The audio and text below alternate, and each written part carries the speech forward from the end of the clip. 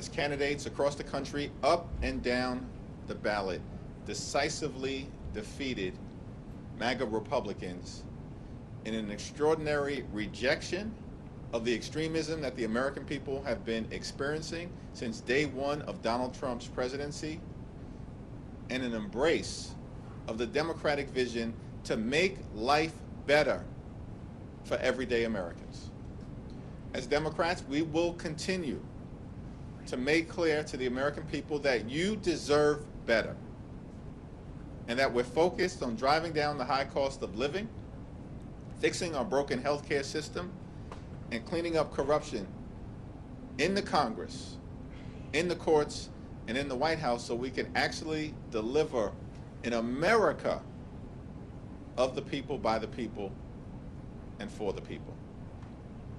Democrats have all of the momentum in the world. Republicans woke up this morning and realized that they are no longer in a 2024 electoral environment. That's over, and they're done. They've lost any temporary progress that they've made with working class Americans, gone. Any progress that they've made with the Hispanic community, gone. Any progress that they've made with younger Americans, gone. Because the American people have had enough of the extremism, enough of the lies, enough of the broken promises, enough of putting the wealth and the excess in the face of the American people. Most recently, what was on display down in Trump's luxury resort in South Florida, enough of the excess, the corruption, and the lack of focus on the issues that matter. Democrats in the House will continue to lead on the issue of affordability, will continue to lead on the issue of health care, and will continue to lead on the issue of making this great country the best version of herself. And our field general leading the charge in connection with what will happen next November when Democrats take back control of the United States House of Representatives is the DCCC Chair, Suzan Delbene. Thank you, Mr. Leader. Thanks everyone for being here, and thank you for your leadership just through this incredibly tumultuous time. Yesterday, from coast to coast, voters sent a resounding message that they reject the Republican agenda. They are raising costs on everything from healthcare, housing, utilities, their efforts to blatantly, and they rejected their efforts to blatantly rig the system to stay in power. Voters in California stood up and rejected Republicans' attempts to rig the midterm elections and deny people in California their representation in Congress. California was significant because it showed that voters won't let Republicans cheat their way to win. The passage of Proposition 50 is a victory for free and fair elections. It proved that the public understands what's at stake and that Democrats are fighting to level the playing field and respond to the outrageous and un-American attempt by Republicans to rig the elections. The Prop 50 vote also sends a message that while we didn't ask for this fight, that Democrats and the American people are ready and willing to fight back against this Republican scheme. Whether it's California, Virginia, Maryland, Illinois, or other states, we are prepared to fight back on every possible front, every step of the way. Last night's results also affirmed what we've been building here at the DCCC all year is the right recipe to win in 2026. In Virginia and New Jersey, voters overwhelmingly rejected the Republican vision that puts the wealthy and the well-connected over the needs of everyday families. It's a testament to the quality of candidates like Mikey Sherrill and Abigail Spanberger, our colleagues and now soon-to-be governors. They're both former red to blue candidates. They're former House frontline members that flipped their seats in 2018. For the midterms, we're recruiting the same types of candidates. House Democrats are running incredible patriots all over the country who are raising their hands to serve their communities. They come from different backgrounds, different walks of life, but they are all united in their shared singular passion to fight for their communities, to make a difference, to work to lower costs, and to improve the lives of working families. And they are ready to work hard. We cannot take anything for granted, and our candidates are out there working hard for every vote. Meanwhile, Republicans are only focused on how they can bend the knee to Donald Trump and rubber stamp his disastrous policies. Now, I say a lot, and I will say it again because it's true. Our great candidates are the difference. They are the ones who make the difference in our mission to take back the majority. Great candidates actually take the time to listen to their communities. If Republicans were actually listening to their communities, they'd know that people are hurting, they are struggling, all because of the reckless Republican agenda and their harmful policies. House Republicans are wrecking our economy, and people are struggling day to day. They are personally feeling how bad the economy has gotten under the Republican trifecta. Groceries, utility bills, housing, health care, child care, everything is getting more expensive because of House Republicans. Trump and House Republicans promised on day one to lower costs, and they've broken that promise over and over and over again. It's going to cost them the House majority. All year we've been saying that Republicans are running scared, and last night showed us why. By every metric possible, we are seeing the American public sour on Republicans' disastrous record of broken promises. And it's why voters are going to reject them in the midterms. House Democrats have the better message. We have stronger candidates, more resources, and as we saw last night, a favorable political environment. The American people are with us. And that's a big, big reason why we're going to take back the majority in 2026. Thank you, and I'll open it up for questions. Mariana. Through line between the success we saw in Virginia and New Jersey and also down even in Arkansas, the message of affordability is one that House Democrats have been talking about throughout the year. We know that's going to be number one plank on whatever agenda you will have, but what other lessons, what other issues stood out to you all last night that will also be part of this House Democratic agenda to bring back the majority? Well, it is the number one issue, and it was the number one issue in 2024 as well. And one big reason why we overperformed in the House, picking up seats on the Democratic side, was because we had candidates talking about economic issues, talking about those pocketbook issues on the ground. And it absolutely continues to be the top issue. Like I said, housing, healthcare, childcare, energy costs, groceries, all going up because of Republican policies. And people see that, they feel that. You saw people cast their vote knowing what's happening right now. And we have candidates across the country who are talking about that. So that is having great candidates talking about the issues that matter, working hard, and actually listening to people is a huge reason why we win.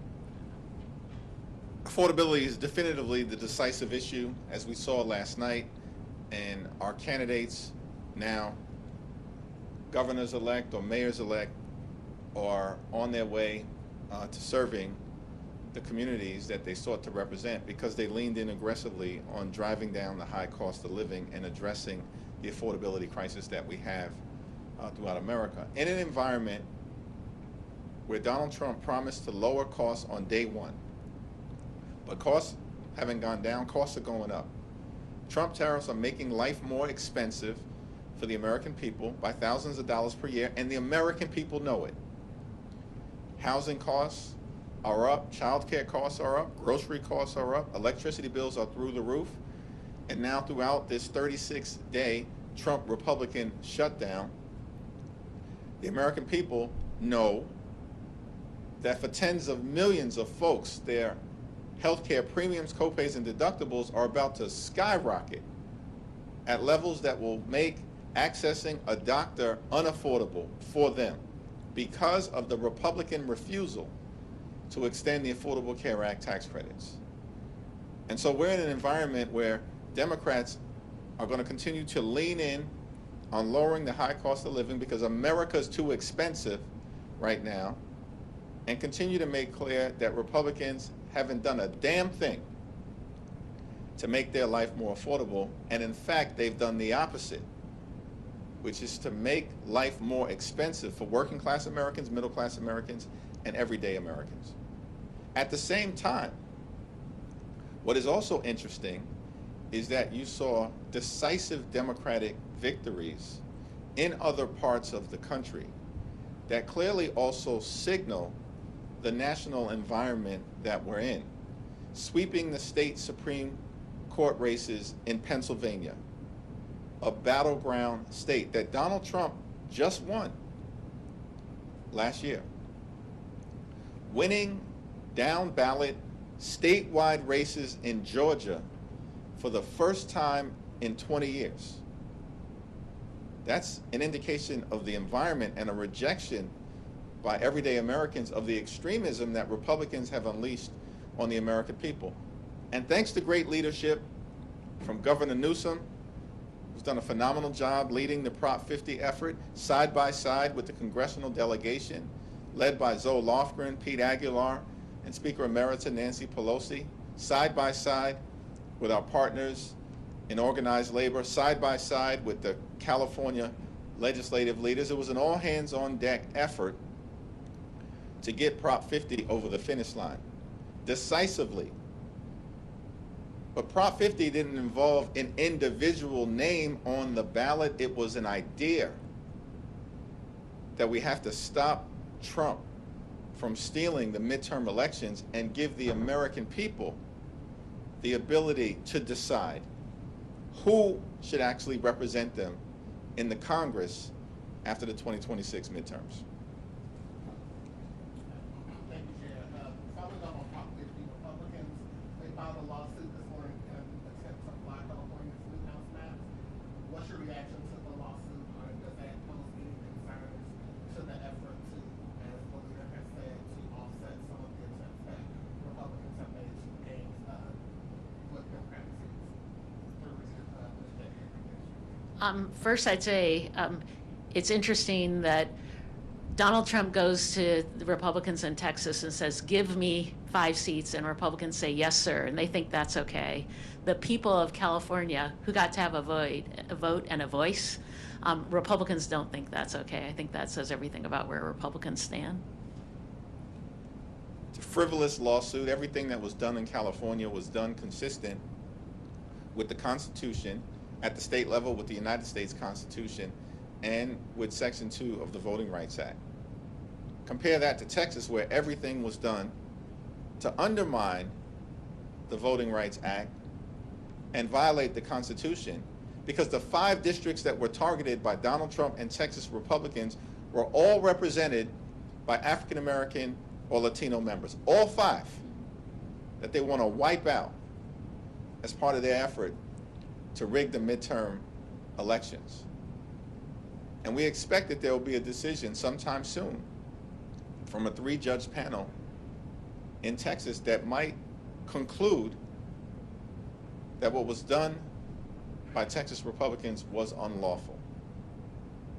And that's very different, as Suzan pointed out, than what the people decided in California to make sure that they had a fair map that we would be determined by them as individuals, citizens of California, and not Donald Trump and his MAGA extremists. You mentioned that for Democrats, the number one issue is affordability and affordability issues. For Republicans, what we saw this past yesterday was the focus on social issues, cultural issues, such as trans issues. How are you, directing candidates here, and how to respond to those attacks ahead of time? candidates talking to people on the ground, talking the issues that matter, taking issues head on. That's how we win in purple districts. And we have candidates doing that. You saw that with Abigail Spanberger and Mikey Sherrill in their races. Talking about Republicans have nothing to talk about. They are not talking to people about the issues. They're focused on the pocketbook issues that are impacting their communities. Mikey Sherrill, Abigail Spanberger, great examples, but across the board, talking about issues, taking things head on, and I think that's why their campaigns were so strong. And we saw this last cycle too, folks talking straight on to issues that Republicans were raising, talking to their communities, having authentic leaders who stand up for their communities. That's how we win.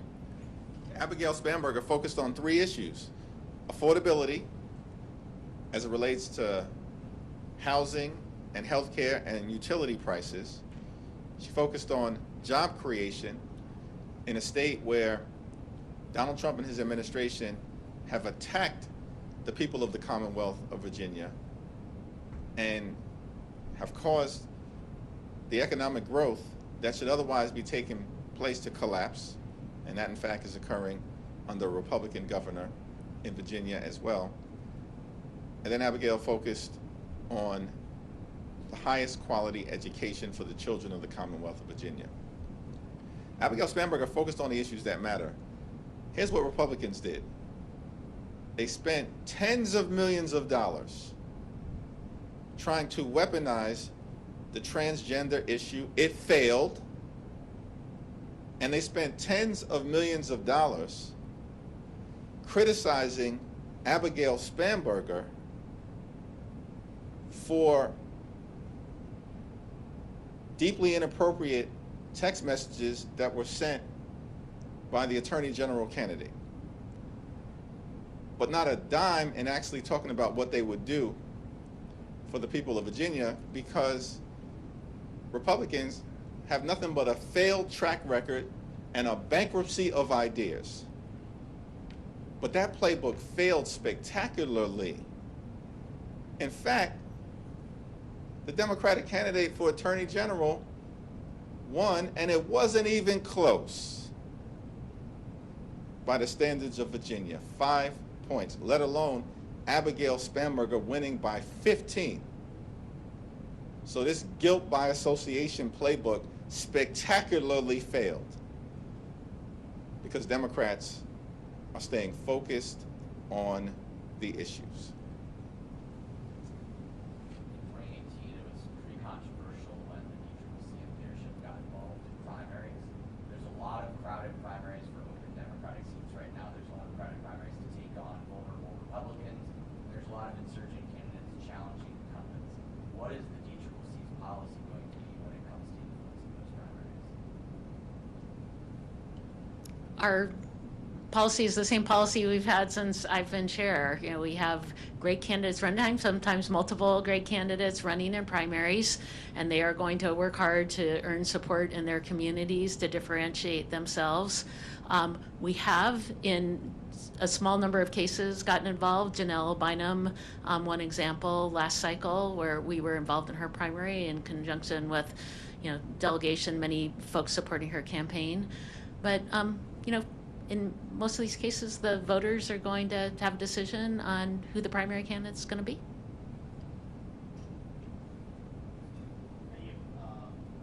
Senator Sanders just followed up on that question a short time ago. You know, was asked about particularly primaries. He said, of course, there's a division within the Democratic primary. You know, how do you guys think about some of these competitive primaries when it comes to, you know, trying to put forward a unified message going ahead? Well, the DCCC focuses on swing seats, defending our frontline incumbents, all of whom are on their way to winning re-election, and flipping red seats blue. And the DCCC has never gotten involved in primary dynamics that involve safe Democratic seats, and that policy has not changed. Earlier today, President Trump said the shutdown had probably hurt Republicans in elections, especially in Virginia. I'm wondering if that gives you any encouragement that this could kind of bring Republicans to the table for negotiations to have a shutdown. The responsible thing to do, and this has been the case since October 1st, is for Donald Trump, Mike Johnson, and John Thune to sit down with Democrats on Capitol Hill who represent half the country so we can reopen the government, enact a bipartisan spending agreement that actually makes life better for the American people, including as it relates to driving down the high cost of living because America is too expensive, and decisively addresses the Republican health care crisis that is crushing people all across America. Working class America, small town America, rural America, urban America, the heartland of America, and black and brown communities throughout America. Republican policies are crushing people, particularly as it relates to the cost of living and health care, and the American people are rejecting that extremism, and we saw it on full display from coast to coast and everywhere in between last night. To follow up on that. Last question. To follow up on that, what message do last night's election results send to Senate Democrats going into last night? Some of them were starting to talk about offerings, compromises, things like that. So what message does kind of the overwhelming support for Democrats last night and focus on politics send to them?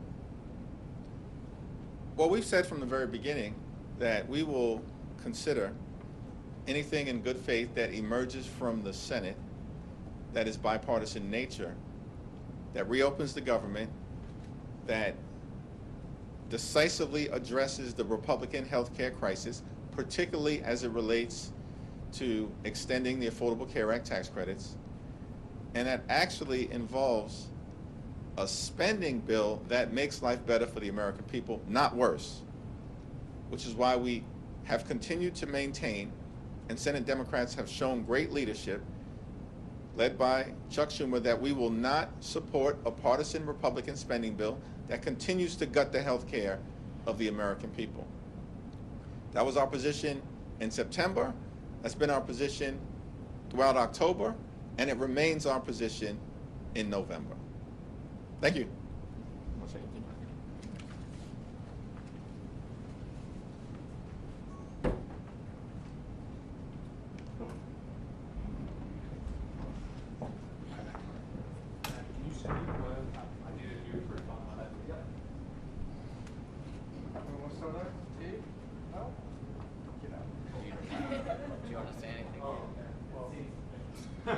I appreciate it. Absolutely, that made life